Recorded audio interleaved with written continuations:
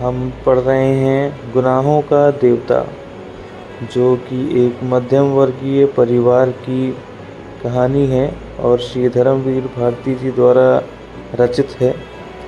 अभी तक पिछले 2 भागों में हमने पेज नंबर 19 तक पढ़ा है, जिसका अंत इस प्रकार था कि मिस डिक्रूज़ के यहाँ उनके 2 बड़े बड़े बुलडॉग हैं, जिसका उल्लेख सुधा ने चंदर से किया और उसका उल्लेख उसने कुछ गाल फुलाकर आंख फैलाकर ऐसी बुलडॉग की भंगिमा बनाई थी कि चंदर हंस पड़ा और उसको देख के सुधा भी हंस पड़ी। और ऐसी थी सुधा, ऐसा था चंदर। अभी पेज नंबर 20 से हम चालू करेंगे कि सिविल लाइंस के एक उजाड़ हिस्से में एक पुराने से बंगले के सामने आकर मोटर रुकी। बंगले का नाम था रोज़ लॉन, लेकिन सामने के कंपाउंड में जंगली घास उग रही थी। गुलाब के फूलों के बजाय अहाते में मुर्गी के पंख बिखरे पड़े थे। रास्ते पर भी घास उग आई थी और फाटक पर, जिसके एक खंभे की कार्निश टूट चुकी थी, बजाय लोहे के दरवाजे के 2 आड़े बांस लगे हुए थे। फाटक के एक और एक छोटा सा लकड़ी का नाम पटल लगा था, जो कभी काला रहा होगा, लेकिन जिसे धूल, बरसात और हवा ने चितकबरा बना दिया था। चंदर मोटर से उतरकर उस बोर्ड पर लिखे हुए अधमिटे सफ़ेद अक्षरों को पढ़ने की कोशिश करने लगा और जाने किसका मुंह देखकर सुबह उठा था कि उसे सफलता भी मिल गई। उस पर लिखा था A.F. डिक्रूज़। उसने जेब से लिफाफा निकाला और पता मिलाया। लिफाफे पर लिखा था मिस पी डिक्रूज़, यही बंगला है। उसे संतोष हुआ। हॉर्न दो, उसने ड्राइवर से कहा। ड्राइवर ने हॉर्न दिया, लेकिन किसी का बाहर आना तो दूर, एक मुर्गा जो अहाते में कुड़कुड़ा रहा था, उसने मुड़कर बड़े संदेह और त्रास से चंदर की ओर देखा और उसके बाद पंख फड़फड़ाते हुए, चीखते हुए जान छोड़कर भागा। बड़ा मनहूस बंगला है, यहाँ आदमी रहते हैं या प्रेत? कपूर ने ऊब कर कहा और ड्राइवर से बोला, जाओ तुम, हम अंदर जाकर देखते हैं। अच्छा हुजूर, सुधा बीबी से क्या कह देंगे? कह देना पहुंचा दिया। कार मुड़ी और कपूर बांस बांध कर अंदर घुसा। आगे का पोर्टिको खाली पड़ा था और नीचे की ज़मीन ऐसी थी जैसे कई साल से उस बंगले में कोई सवारी गाड़ी ना आई हो। वह बरामदे में गया। दरवाजे बंद थे और उन पर धूल जमी हुई थी। एक जगह चौखट और दरवाजे के बीच में मकड़ी ने जाला बुन रखा था। यह बंगला खाली है क्या? कपूर ने सोचा। सुबह 8:30 बजे ही वहाँ ऐसा सन्नाटा छाया था कि दिल घबरा जाए। आसपास चारों ओर आधी फलांग तक कोई भी बंगला वहाँ नहीं था। उसने सोचा बंगले के पीछे की ओर शायद नौकरों की झोपड़ियाँ हों। वह दाएं बाजू से मुड़ा और खुशबू का एक तेज झोंका उसे चूमता हुआ निकल गया। ताज्जुब है, या सन्नाटा या मनोसी और इतनी खुशबू? कपूर ने कहा और आगे बढ़ा तो देखा कि बंगले के पिछवाड़े गुलाब का एक बहुत खूबसूरत बाग है। कच्ची रविशें और बड़े बड़े गुलाब हर रंग के। वह सचमुच रोज़ लॉन था। वह बाग में पहुंचा। उधर से भी बंगले के दरवाजे बंद थे। उसने खटखटाया, लेकिन कोई जवाब नहीं मिला। वह बाग में घुसा कि शायद कोई माली काम कर रहा हो। बीच बीच में ऊंचे ऊंचे जंगली चमेली के झाड़ थे और कहीं कहीं लोहे की छड़ों के कटघरे। बेगम बिलिया भी फूल रही थी, लेकिन चारों ओर एक अजब सा सन्नाटा था। हर फूल पर किसी खामोशी के फरिश्ते की छां थी। फूल में रंग था, हवा में ताजगी थी, पेड़ों में हरियाली थी, झोंकों में खुशबू थी, लेकिन फिर भी सारा बाग एक ऐसे सितारों का गुलदस्ता लग रहा था जिनकी चमक, जिनकी रोशनी और जिनकी ऊंचाई लुट चुकी हो। लगता था जैसे बाग का मालिक मौसमी रंगीनी भूल चुका हो, क्योंकि नेस्टर्शियम या स्वीट पी या फ्लाक्स कोई भी मौसमी फूल न था। सिर्फ गुलाब थे और जंगली चमेली थी। बेगम बिलिया थी जो सालों पहले बोए गए थे। उसके बाद उन्हीं की काट छाट पर बाग चल रहा था। बागबानी में कोई नवीनता और मौसम का उल्लास न था। चंदर फूलों का बेहद शौकीन था। सुबह घूमने के लिए उसने दरिया किनारे के बजाय अल्फ्रेड पार्क चुना था, क्योंकि पानी की लहरों के बजाय उसे फूलों के बाग के रंग और सौरभ की लहरों से बेहद प्यार था। उसे दूसरा शौक था कि फूलों के पौधों के पास से गुजरते हुए हर फूल को समझने की कोशिश करना। अपनी नाजुक टहनियों पर हंसते मुस्कुराते हुए ये फूल जैसे अपने रंगों की बोली में आदमी से ज़िंदगी का जाने कौन सा राज कहना चाहते हैं। ऐसा लगता है कि जैसे हर फूल के पास अपना व्यक्तिगत संदेश है, जिसे वह अपने दिल की पंखुड़ियों के आहिस्ते से सहेज कर रखे हुए हैं। कोई सुनने वाला मिले और वह अपनी दास्तां कह जाए। पौधे की ऊपरी फुनगी पर मुस्कुराता हुआ आसमान की तरफ मुंह किए हुए यह गुलाब जो रात भर सितारों की मुस्कुराहट चुपचाप पीता रहा है, या अपने मोतियों पंखुड़ियों के होठों से न जाने क्यों खिलखिलाता ही जा रहा है। जाने इसे कौन सा रहस्य मिल गया है, और वह एक नीचे वाली टहनी में आधा झुका हुआ गुलाब, झुकी हुई पलकों सी पंखुड़ियाँ और दोहरे मखमली तार सी उसकी डंडी। यह गुलाब जाने क्यों उदास है, और यह दुबली पतली लंबी सी नाजुक कली जो बहुत ही सावधानी से हरा आंचल लपेटे है और प्रथम ज्ञात यौवना की तरह लाज में जो सिमटी ही चली जा रही है, लेकिन जिसके यौवन की गुलाबी लपटें 7 हरे पर्दों से झलकी ही पड़ती है। और फारस के शहजादे जैसा शान से खिला हुआ पीला गुलाब। उस पीले गुलाब के पास आकर चंदर रुक गया और झुककर देखने लगा। कार्तिक पूनों के चांद से झरने वाले अमृत को पीने के लिए हर व्याकुल किसी सुकुमार भावुक परी की फैली हुई अंजलि के बराबर बड़ा सा वह फूल जैसे रोशनी बिखेर रहा था। बेगम बेलिया के कुंज से छनकर आने वाली तोता पंखी धूप ने जैसे उस पर धान पान की तरह खुशनुमा हरियाली बिखेर दी थी। चंद्र ने सोचा उसे तोड़ लें, लेकिन हिम्मत न पड़ी। वह झुका कि जैसे उसे सूंघ ही ले। सूंघने के इरादे से उसने हाथ बढ़ाया ही था कि पीछे से गरज कर कहा, "Here you are, I have caught red-handed today." मतलब यह तुम हो, आज तुम्हें मौके पर पकड़ पाया हूँ। और उसके बाद किसी ने अपने दोनों हाथों में जकड़ लिया, उसकी गर्दन पर सवार हो गया। वह उछल पड़ा और अपने को छुड़ाने की कोशिश करने लगा। पहले तो वह कुछ समझ नहीं पाया। अजब रहस्यमय है यह बंगला।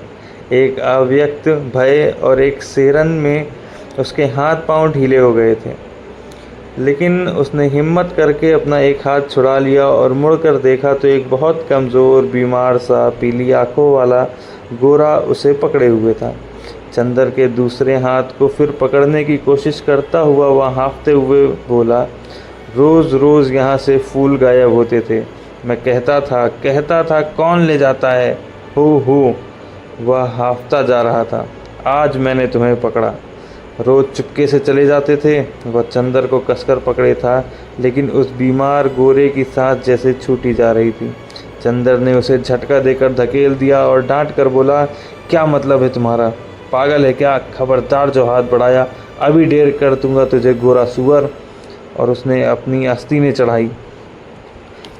वह धक्के से गिर गया था। धूल झाड़ते उठ बैठा और बड़ी ही रोनी आवाज़ में बोला, कितना जुल्म है। मेरे फूल भी तुम चुरा ले गए और मुझे इतना हक भी नहीं कि मैं तुम्हें धमकाऊं। अब तुम मुझसे लड़ोगे? तुम जवान हो, मैं बूढ़ा हूँ, हाय। और सचमुच जैसे वह रोने लगा हो। चंदर ने उसका रोना देखा और उसका सारा गुस्सा हवा हो गया और हंसी रोक कर बोला, गलतफहमी है जनाब, मैं बहुत दूर रहता हूँ। मैं चिट्ठी लेकर मिस डिक्रूज से मिलने आया था। उसका रोना नहीं रुका। तुम बहाना बनाते हो और अगर मैं विश्वास नहीं करता तो तुम मारने की धमकी देते हो। अगर मैं कमज़ोर ना होता तो तुम्हें पीस कर खा जाता और तुम्हारी खोपड़ी को चरकर फेंक देता, जैसे तुमने मेरे फूल फेंके होंगे। फिर तुमने गाली दी, मैं उठाकर अभी नाले में फेंक दूंगा। अरे बाप रे, दौड़ो, मुझे मार डाला, पापी टॉमी, अरे दोनों कुत्ते मर गए।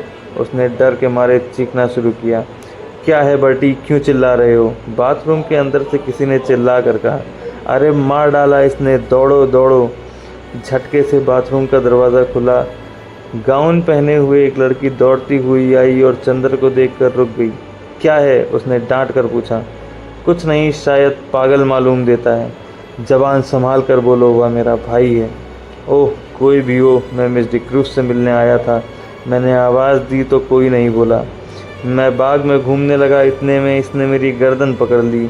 या बीमार और कमज़ोर है, वरना अभी गर्दन दबा देता। गोरा उस लड़की के आते ही फिर तनकर खड़ा हो गया और दांत पीस कर बोला, अरे मैं तुम्हारे दांत तोड़ दूंगा, बदमाश कहीं का। चुपके चुपके आया और गुलाब तोड़ने लगा। मैं चमेली के झाड़ के पीछे छिपा देख रहा था। अभी मैं पुलिस बुलाती हूँ, तुम देखते रहो बर्टी, इसे मैं फ़ोन करती हूँ।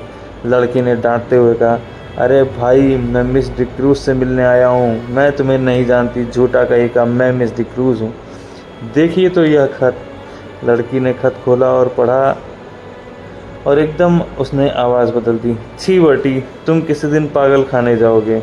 आपको डॉक्टर शुक्ला ने भेजा है, तुम तो मुझे बदनाम करा डालोगे। उसकी शक्ल और भी रोनी हो गई। मैं नहीं जानता था, मैं नहीं जानता था, उसने और भी घबरा कर कहा। माफ़ कीजिएगा। लड़की ने मीठे स्वर में साफ हिंदुस्तानी में शब्दों में कहा, मेरे भाई का दिमाग ज़रा ठीक नहीं रहता जब से इनकी पत्नी की मौत हो गई है। इसका मतलब ये नहीं कि ये किसी भले आदमी की इज्जत उतार लें, चंद्र ने बिगड़ कर कहा।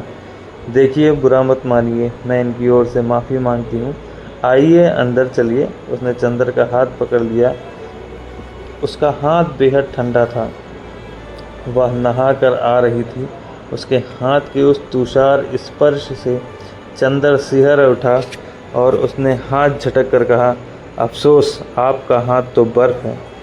लड़की चौंक गई। वह स्नाता सहसा सचेत हो गई और बोली, अरे शैतान तुम्हें ले जाए, बर्टी तुम्हारे पीछे मैं गाउन में भाग गई। और गाउन के दोनों कॉलर पकड़कर उसने अपनी खुली गर्दन ढांकने का प्रयास किया और फिर अपनी पोशाक पर लज्जित होकर भागी। अभी तक गुस्से के मारे चंद्र ने उस पर ध्यान ही नहीं दिया था, लेकिन उसने देखा कि वह 23 बरस की दुबली पतली तरुणी है। लहराता हुआ बदन, गले तक कटे हुए बाल, एंग्लो इंडियन होने के बावजूद गोरी नहीं है। चाय की तरह वह हल्की पतली भूरी और तुर्श थी। भागते वक्त ऐसी लग रही थी जैसे छलकती हुई चाय। इतने में वह गोरा उठा और चंद्र का कंधा छू कर बोला, माफ़ करना भाई, उससे मेरी शिकायत मत करना। असल में ये गुलाब मेरी मृत पत्नी की यादगार है। जब इनका पहला पेड़ आया था तब मैं इतना ही जवान था जितने तुम, और मेरी पत्नी इतनी ही अच्छी जितनी पम्मी। कौन पम्मी? यह मेरी बहन प्रमिला डिक्रूज। ओह, कब मरी आपकी पत्नी? माफ़ कीजिएगा, मुझे भी मालूम नहीं था। हाँ, मैं बड़ा अभागा हूँ, मेरा दिमाग कुछ खराब है, देखिए। कहकर उसने झुककर अपनी खोपड़ी चंद्र के आगे कर दी और बहुत गिड़गिड़ा कर बोला, पता नहीं कौन मेरे फूल चुरा ले जाता है। अपनी पत्नी की मृत्यु के बाद 5 साल से मैं इन फूलों को संभाल रहा हूँ। हाय रे मैं, जाइए, पम्मी बुला रही है। पिछवाड़े के सहन का बीच का दरवाज़ा खुल गया था और पम्मी कपड़े पहनकर बाहर झांक रही थी। चंद्र आगे बढ़ा और गोरा मुड़कर अपने गुलाब और चमेली की झाड़ों में खो गया। चंद्र गया और कमरे में पड़े हुए एक सोफ़ा पर बैठ गया। पम्मी टॉयलेट कर चुकी थी और एक हल्की सी फ्रांसीसी खुशबू से महक रही थी। शैम्पू से धुले हुए रूखे बाल जो मछले पड़ रहे थे, खुशनुमा आसमानी रंग का एक पतला चिपका हुआ झीना ब्लाउज़ और ब्लाउज़ पर एक फ्लैनेल का फुल पैंट जिसके दो गेलिस कमर, छाती और कंधे पर चिपके हुए थे। होठों पर एक हल्की सी लिपस्टिक की झलक मात्र थी और गले तक बहुत हल्का पाउडर, जो बहुत नज़दीकी से ही मालूम होता था। लंबे नाखूनों पर हल्की गुलाबी पेंट। वह आई निसंकोच भाव से उसी सोफे पर कपूर के बगल में बैठ गई और बड़ी मुलायम आवाज़ में बोली, मुझे बड़ा दुख है मिस्टर कपूर, आपको बहुत तवालत उठानी पड़ी। चोट तो नहीं आई? नहीं नहीं, कोई बात नहीं। कपूर का सारा गुस्सा हवा हो गया। कोई भी लड़की निसंकोच भाव से इतनी अपनायत से सहानुभूति दिखाए और माफ़ी मांगे तो उसके सामने कौन पानी पानी नहीं हो जाएगा। और वह फिर भी जबकि उसके होठों पर न केवल बोली अच्छी लगती हो, वरन लिपस्टिक भी उतनी प्यारी हो। लेकिन चंद्र की एक आदत थी, और चाहे कुछ ना हो, कम से कम वह ये अच्छी आदत तरह जानता था कि नारी जाति से व्यवहार करते समय कहाँ पर कितनी ढील देनी चाहिए, कितना कसना चाहिए, कब सहानुभूति से उन्हें झुकाया जा सकता है, कब अकड़कर। इस वक्त जानता था कि लड़की से वह जितनी सहानुभूति चाहे ले सकता है, अपने अपमान के हट जाने के तौर पर। इसलिए कपूर साहब बोले, लेकिन मिस डिक्रूज़, आपके भाई बीमार होने के बावजूद बहुत मजबूत हैं। उफ, गर्दन पर जैसे अभी तक जलन हो रही है। ओहो, सचमुच मैं शर्मिंदा हूँ, देखूँ। और कॉलर हटाकर उसने गर्दन पर अपनी बर्फीली अंगुलियाँ रख दीं। लाइए, लोशन मल दूँ मैं। धन्यवाद धन्यवाद, इतना कष्ट न कीजिए, आपकी उंगलियां गंदी हो जाएंगी, कपूर ने बड़ी शालीनता से कहा। पम्मी के होठों पर एक हल्की सी मुस्कुराहट, आंखों में हल्की सी लाज और वक्ष में एक हल्का सा कंपन दौड़ गया। यह वाक्य कपूर ने चाहे शरारत में ही कहा हो, लेकिन कहा इतने शांत और संयत स्वरों में कि पम्मी कुछ प्रतिवाद भी न कर सकी। फिर 6 बरस से 8 बरस तक की कौन सी ऐसी स्त्री है जो अपने रूप की प्रशंसा पर बेहोश ना हो जाए। अच्छा लाइए, वह स्पीच कहाँ है जो मुझे टाइप करनी है, उसने विषय बदलते हुए कहा। यह लीजिए, कपूर ने दे दी। यह तो मुश्किल से 3-4 घंटे का काम है। और पम्मी स्पीच को उलट पलट कर देखने लगी। माफ़ कीजिएगा अगर मैं कुछ व्यक्तिगत सवाल पूछूं, क्या आप टाइपिस्ट हैं? कपूर ने बड़ी शिष्टता से पूछा। जी नहीं, पम्मी ने उन्हीं कागज़ों पर नज़र गड़ाते हुए कहा। मैंने कभी टाइपिंग और शॉर्ट हैंड सीखी थी, और तब मैं सीनियर कैम्ब्रिज पास करके यूनिवर्सिटी गई थी। यूनिवर्सिटी मुझे छोड़नी पड़ी क्योंकि मैंने अपनी शादी कर ली थी। अच्छा, आपके पति कहाँ हैं? रावलपिंडी में, आर्मी में। लेकिन फिर आप डिक्रूज़ क्यों लिखती हैं और फिर मिस? क्योंकि हम लोग अलग हो गए हैं। और स्पीच के कागज़ को वह फिर तह करते हुए बोली, मिस्टर कपूर, आप अविवाहित हैं? जी हाँ। और विवाह करने का इरादा तो नहीं रखते? नहीं। बहुत अच्छे, तब तो हम लोग में निभ जाएगी। मैं शादी से बहुत नफरत करती हूँ। शादी अपने को दिया जाने वाला सबसे बड़ा धोखा है। देखिए, ये मेरे भाई हैं ना, कैसे पीले और बीमार से हैं। ये पहले बड़े तंदुरुस्त और टेनिस में प्रांत के अच्छे खिलाड़ियों में से थे। एक बिशप की दुबली पतली भाविक लड़की से इन्होंने शादी कर ली और उसे बेहद प्यार करते थे। सुबह शाम दोपहर रात कभी उसे अलग नहीं होने देते थे। हनीमून के लिए उसे लेकर सिलोन गए थे। वह लड़की बहुत कला प्रिय थी, बहुत अच्छा नाचती थी, बहुत अच्छा गाती भी थी और खुद गीत भी लिखती थी। यह गुलाब का बाग उसी ने बनवाया था, और इन्हीं के बीच में बैठकर दोनों घंटों गुजार देते थे। कुछ दिन बाद दोनों में झगड़ा हुआ। क्लब में बॉल डांस था, और उस दिन वह लड़की बहुत अच्छी लग रही थी, बहुत अच्छी।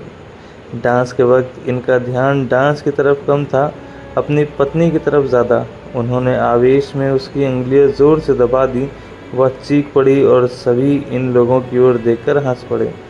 वह घर आई और बहुत बिगड़ी। बोली, आप नाच रहे थे या टेनिस का मैच खेल रहे थे? मेरा हाथ था या टेनिस का रैकेट?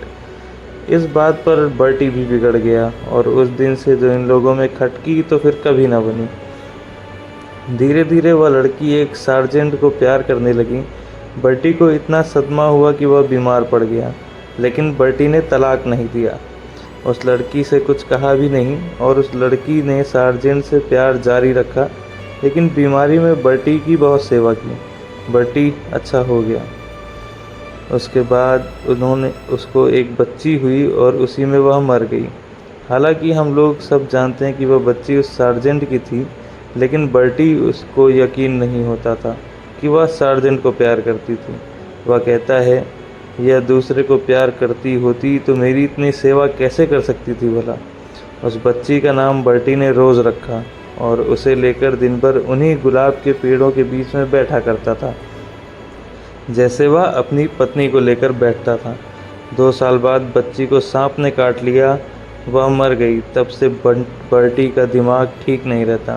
खैर, जाने दीजिए, आइए अपना काम शुरू करें। चलिए अंदर के स्टडी रूम में चलें।